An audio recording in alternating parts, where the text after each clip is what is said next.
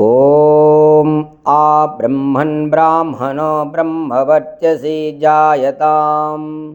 యజుర్వేద మంత్రం భావార్థము: బ్రహ్మవిధులు అంటే బ్రహ్మను తెలుసుకున్నవారు, బ్రాహ్మణులు విద్వాంసులు, కర్మనిష్ఠులు, త్యాగశీలురు అయిన జ్ఞానులు ప్రజలను జ్ఞానవంతులుగాను, ధార్మికులుగాను, విద్యావంతులుగాను, సంస్కారవంతులుగాను తీర్చిదిద్దాలని యజుర్వేద భావార్థము.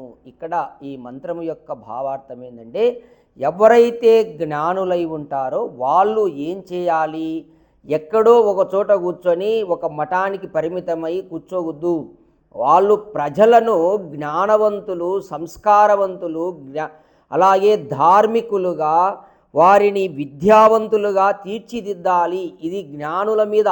ఎవరు ఆ జ్ఞానులు అంటే విద్వాంసులు, త్యాగశీలురు, కర్మనిష్ఠులు, బ్రాహ్మణులు, అలాగే వేదవిధులు. వీరందరి మీద కూడా ఈ విధమైనటువంటి బాధ్యత ఉంది అని పరమాత్ముడు గుర్తు చేస్తున్నాడు.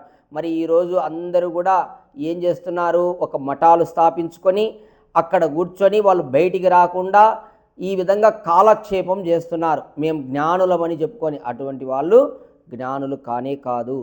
జ్ఞాని అయినటువంటి వారు ప్రజలను జ్ఞానవంతులుగా, విద్యావంతులుగా, సంస్కారవంతులుగా, ధార్మికులుగా చెయ్యాలి. తిరిగి ఆ విధంగా చెయ్యమని పరమాత్మ ఆదేశము. ఓం.